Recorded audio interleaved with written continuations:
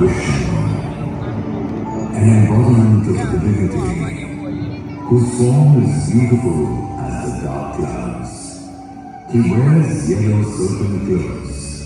His body bears the Shree mark, and he's adorned with a costume gem, radiating splendor. The lotus-eyed Lord of all the three realms, we bow down to him.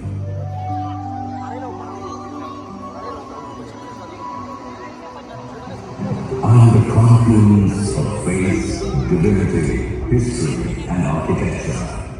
And the sacred temple dedicated to Lord Shamlaji. I still exist today to write the tales of ancient religion and unwavering devotion.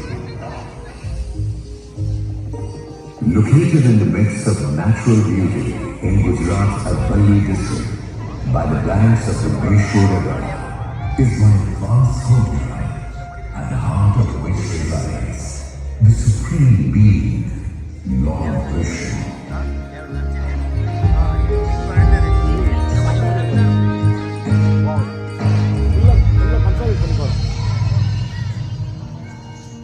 In the sacred temple, the deity worshipped by devotees is Sakshi Gopa or Dev Gada, an incarnation of Lord Vishnu in his dark form, which holds significant spiritual meaning. The dark form of the Lord signifies his divine nature, excellence, and the ability to absorb and dissolve negative energies of the material world into his supreme being. This is one of the prominent temples of Trilokpati Lord Vishnu, where his eighth incarnation, Lord Krishna, is worshipped.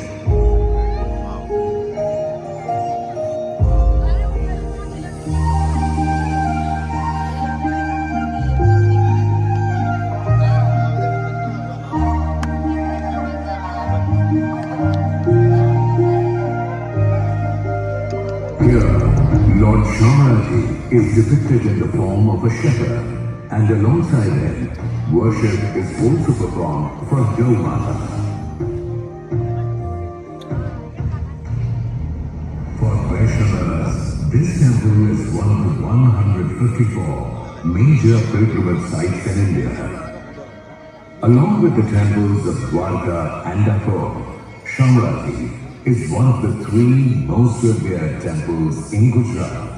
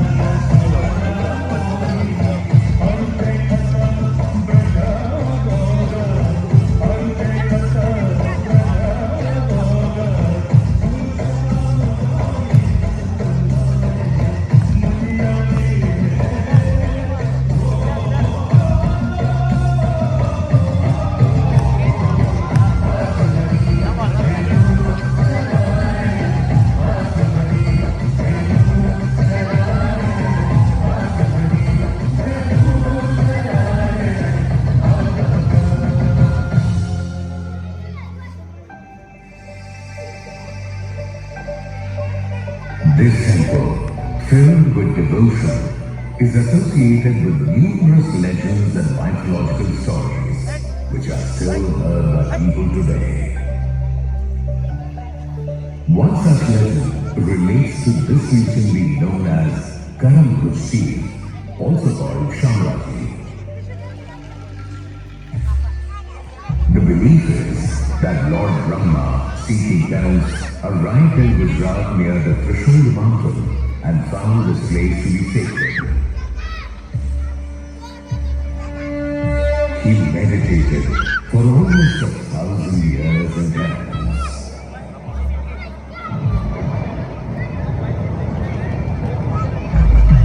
Pleased with his devotion, Lord Shiva appeared before him and asked him to perform a grand yajna. After this, Lord Brahma decided to perform the Aditya Pravar Mahayajna. Many scholars and priests were invited. As they washed their hands, the lake filled with water. Its sacred waters were believed to be capable of washing away human sins. Hence the gods named this place Karam Tirth. Pleased with Lord Brahma's prayer, Lord Vishnu appeared and said, "O Brahma, I am pleased with your prayer. Please let me know what boon you wish for." "O Lord, O Protector of the universe, grant me the boon that anyone who worships you with sincere devotion shall be free from harm, and anyone who visits Karam Tirth to seek salvation shall have your divine vision and be liberated." "So be it, O Brahma.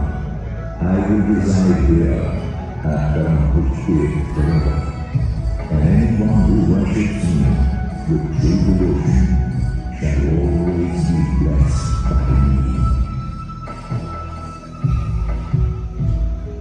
Since then, it is believed that Lord Vishnu resides in his dark form, holding his gada at this holy site. Thus, he is also worshipped as Gadadhar.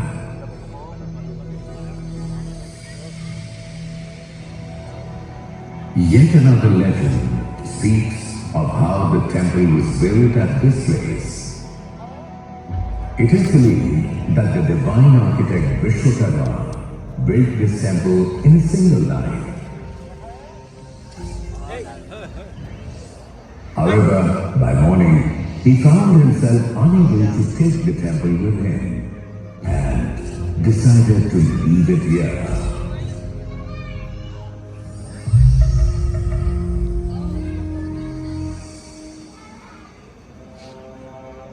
Moving on from the legends to historical facts, we trace their history back to the Maurya dynasty.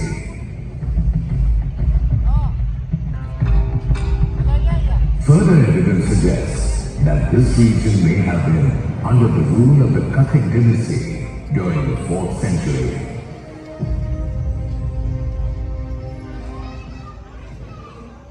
Inscriptions found near Devi Mori also indicate that along with the worship of Lord Shiva, there was a presence of Buddhist followers as well.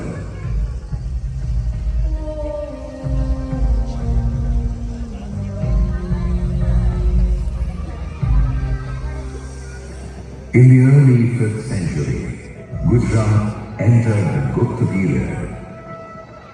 It is believed that during this time, the worship of Lord Vishnu alongside Lord Shiva began. In 800 CE, Jagadguru Shankaracharya, Ramanujacharya, Nimbakacharya, and other acharyas encouraged Vaishnavism, leading to the restoration of many pilgrimage sites. Yajnas were performed and Shamlaji also prospered.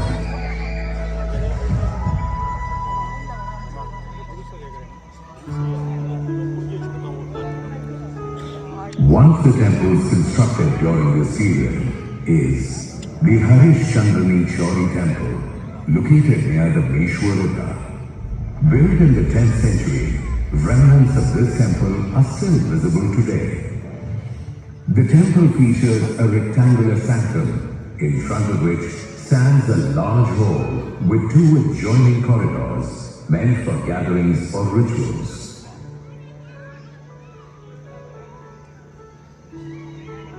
The walls of the sanctum no longer have sculptures, but legend suggests that the sculpture of goddess Mangala once stood here.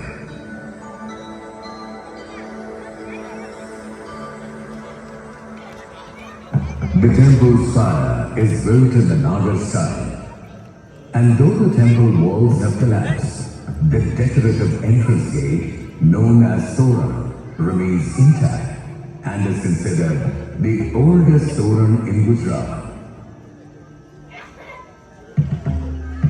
According to tradition, this site is also associated with King Harishchandra's marriage. The Harishchandrani Chauri temple stands as a testimony to ancient Indian architecture.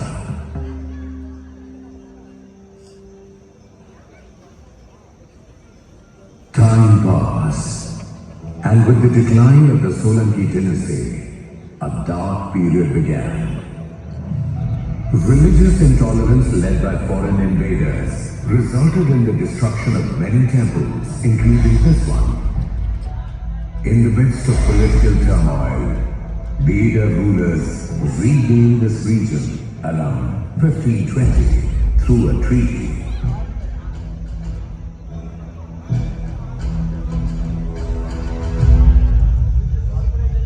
Later, around 1565, Mahaprabhu Vallabhacharya promoted Vaishnavism throughout India.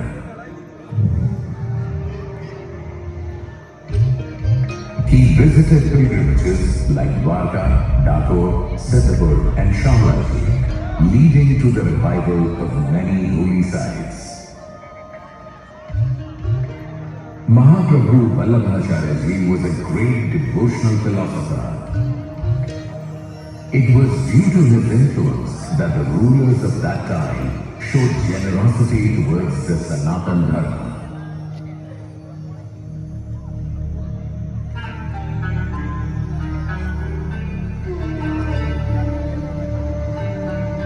It is believed that during this time, the temple at Shamlaji was renovated and revived. Constructed with white sandstone and bricks in Solanki architectural style, the two-tiered Shamlaji temple is surrounded by walls with 3 entrance doors. The temple is primarily divided into 3 parts: the Sabha Mandap, Antaral and the Garbhagriha. The temple stands on beautiful columns with a canopy atop and semicircular structures on either side.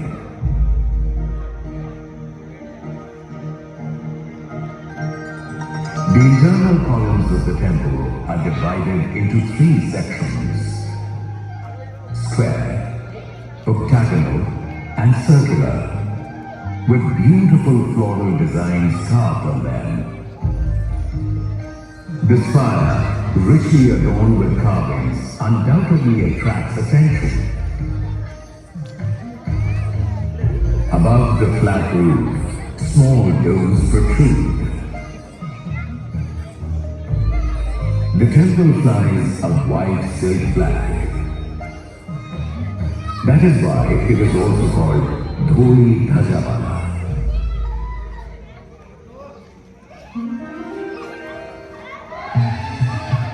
Elephants are a common motif in the temple. Large carvings of semi-reclining elephants can be seen on the outer walls. Around the temple, you can also spot carvings of elephants' heads and forelegs in stone. Additionally, the walls feature images of gods and goddesses, geographical figures, various flowers, animals, and decorative elements. There are carvings of gods like Indra, Varuna, Agni, Vayu, Kuber, Shiv, and Ganesh. as well as goddesses like Indrani, Chandrika, and Saraswati. Scenes from the Ramayana, Mahabharata, Bhagavad Gita, and Puranas are also beautifully illustrated in the temple's architecture.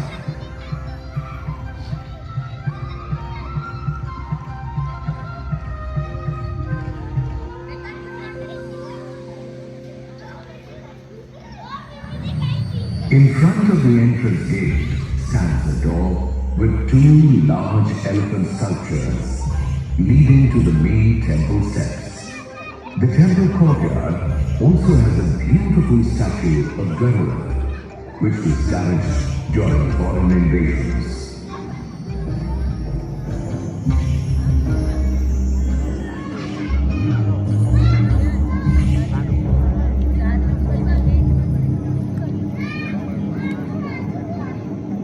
Two inscriptions are also there in the temple. One in the upper section dated 94 AD and 102 AD. The other inscription at the temple entrance is dated 1762, detailing repairs by Kapoor of Tintoil. भैया These inscriptions reveal that the temple was originally owned by a local merchant named Haldar Balram, and the image of Lord Krishna, or Shamlaji, was likely added later.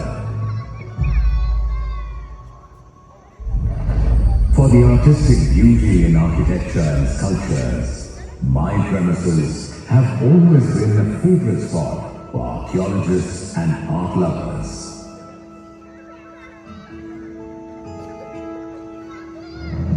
It may not have been possible for every Mughal emperor to adopt this favorite place, or the liberal policy towards other religions. Emperor Aurangzeb promoted religious intolerance. As a result, he destroyed many temples. This temple too witnessed his cruelty.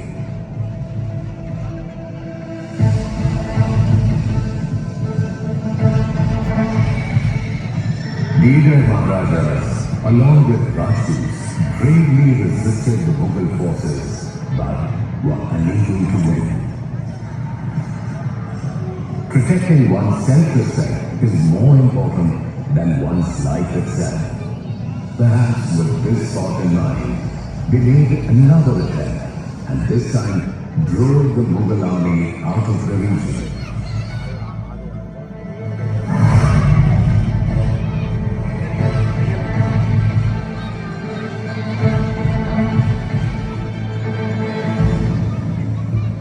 Considering the present dangers, the priests hid the idol of Lord Shamlaji in Karanbhuj Lake and fled from there.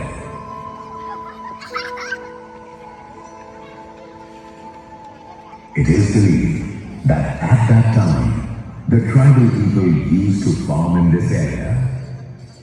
After some time, a tribal person discovered the idol while farming and began worshipping it in his hut. It is said that his crops flourished miraculously, and the locals considered this to be the blessing of Kalia Devi. The name Kalia Devi originated due to the black color of the idol.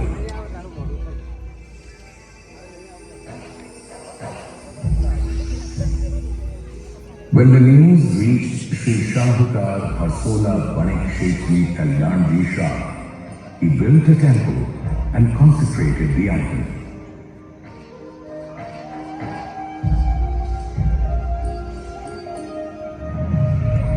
The time was now favorable for Sanatan Dharma. In the 18th century, under the Maratha rule in Gujarat, the Eight Maharajas were already devoted to Lord Shamlaji. Their dedication to the temple was commendable. When the time came, they not only repaired the temple, but also installed the idol of Shamlaji around 1860. Then came a period that completely changed the golden history of India. The entire country was under the British colonial rule.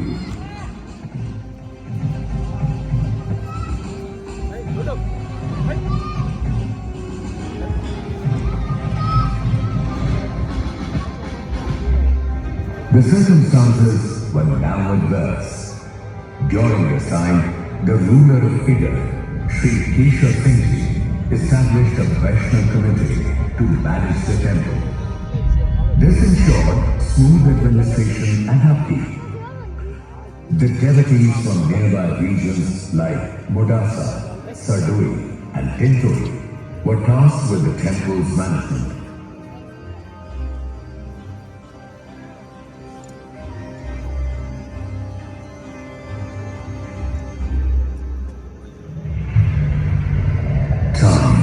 Never remains the same. This is absolutely true because the British era was coming to an end. In 1947, India gained its independence. Approximately 13 years later, the state of Gujarat was born. In it, the Arvalli district houses this temple.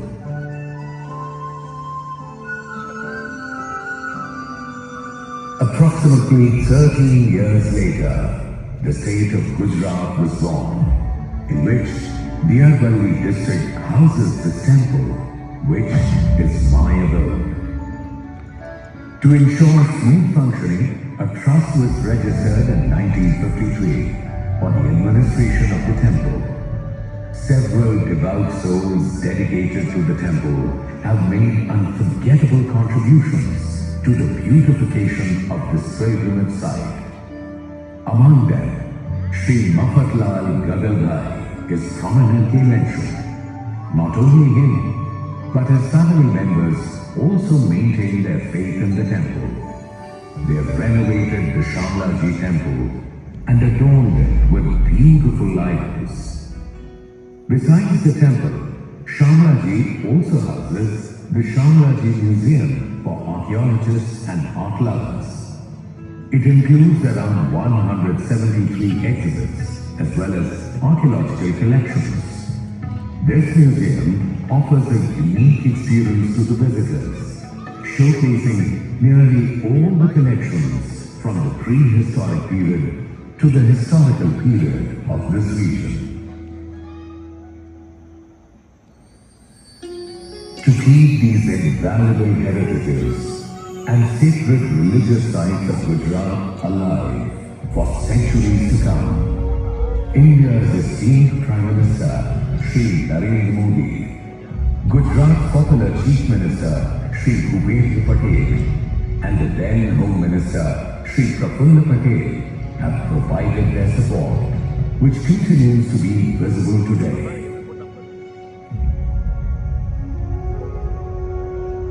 The complete administration of the temple is the responsibility of the Temple Trust.